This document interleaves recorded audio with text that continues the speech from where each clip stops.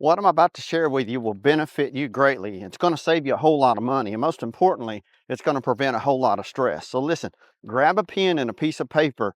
You're going to want to take notes. If you haven't already done so, subscribe to our channel. My name's Wayne Turner, and for nearly 30 years, I've bought, flipped, built, done just about everything when it comes to real estate. So what I'm going to share with you and what I share with everyone on our channel here at The Real Wayne Turner, that's the real channel, is everything to do with real estate. Buying land, flipping houses, buying houses, whatever it may be. You're going to learn everything right here on this channel. And listen, if you know someone that's a real estate agent, please share this video with them. This will bring them valuable information. They will absolutely appreciate the fact that you shared this video with them, because this is very informative information. So let's jump in. Number one, you'll want to walk the land that you're looking to purchase. Walk that land, and don't just walk that land when it's sunny and beautiful outside. Walk that land before or after a rain. Today it's an overcast day.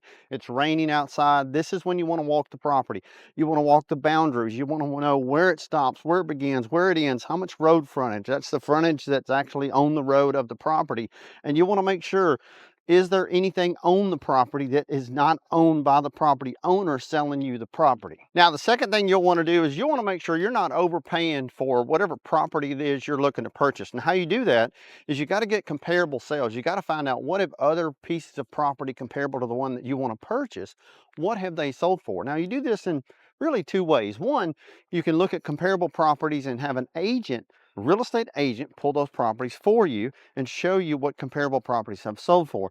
The second way you can do that is simply pay for an appraisal to have the property appraised. Now, that'll typically run you $300 to $400, but keep in mind, if you're getting a bank loan for the property, you typically have to put 10% down, but the banks are going to require that you have an appraisal on the property, because they want to make sure that the money that they're loaning you for that land, that the land is in fact worth it. Now, the third thing you'll want to do is get a survey on the property. Never buy a piece of property unless you have it surveyed. Now, keep in mind, the seller may have had it surveyed. They may have a recent recorded survey of the property that may be just 2 or 3 years old.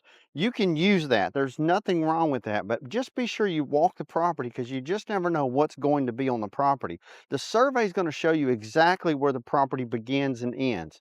You see, every time they survey a piece of property, they take these big steel rods, they drive them at the corners of the property where the property actually meets its bound and takes a turn. It may be perfectly rectangled. I've seen them shaped just like a stop sign, but you'll want to make sure that that property surveyed, and it's going to vary anywhere from 600 to into the thousands of dollars, depends on the size of the land and how much the surveyor has to trek through, stuff like that.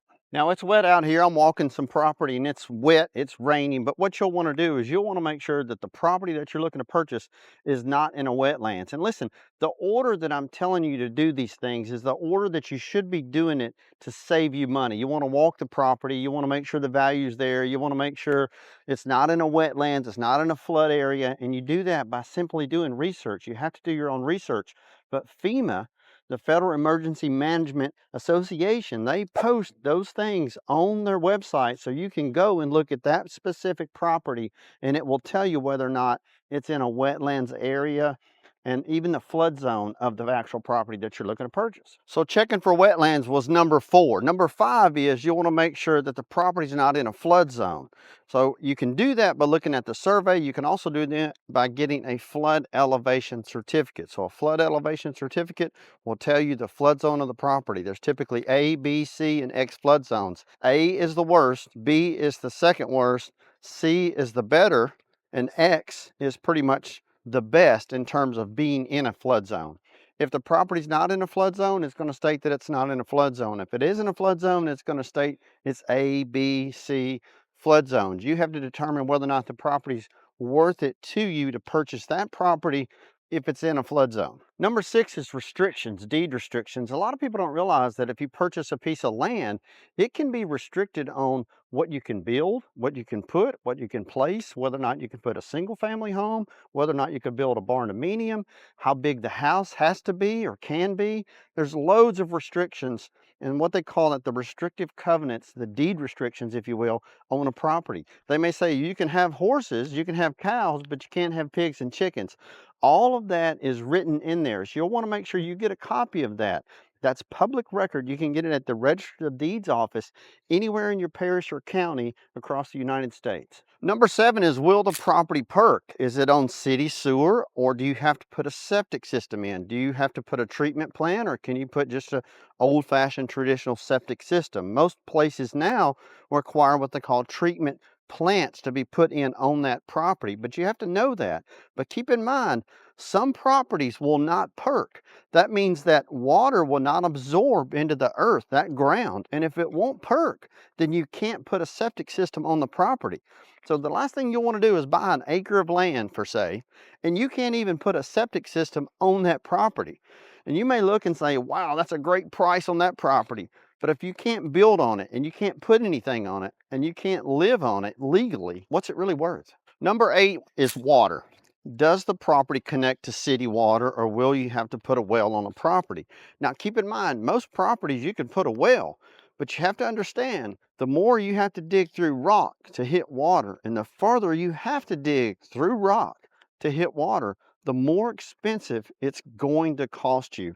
We're here in southern Louisiana, and when you're in the southern states, our water table's really high. So it doesn't take maybe $4,000 to $5,000 to dig a well. But if you're in other parts of the country where there's a lot of rock, like for say Tennessee, it can run you $20,000 to put a well in. Now, number 9 is talk to the neighbors, and that's something that you can do early on or in the middle of the process. It really just depends on yourself. You got to kind of play it by ear and kind of catch them out on the weekends, but you'll want to ask the neighbors what they think about the property. Would they buy the property again? Are they looking to sell the property? Do they know anything about the property that you're looking to purchase? You'd be surprised how much information you can get just from talking to neighbors. So look, number 10 is the title policy. Do not buy a piece of property without a title policy. The title policy is going to cover you and the land on the property. That way no one's going to come knocking on your door, come walking on your land and say, hey, you owe me money because I did work on that property. The purpose of the title policy is the closing attorney will do research and make sure that there's no back taxes, liens, encumbrances, or anything on that property that's connected or attached to that property. That way, when you close on the property, no one's going to come after you or looking for you or say you owe them money.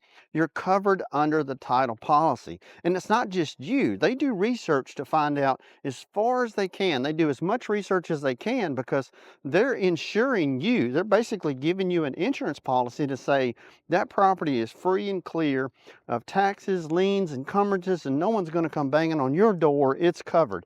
It's very inexpensive to purchase this, and it covers you and your property for the life that you own it. You don't pay a monthly premium. It's a one-time fee, and it covers your property for the length of the time that you own it. So there you have it. It's pretty simple. Those are the 10 things that you'll want to know. I hope you wrote those down. If not, go back and watch the video again. Subscribe to our channel if you haven't already done so, because my ultimate goal is to get as much information as I can with people just like yourself so you can make the best informed decision when it comes to real estate.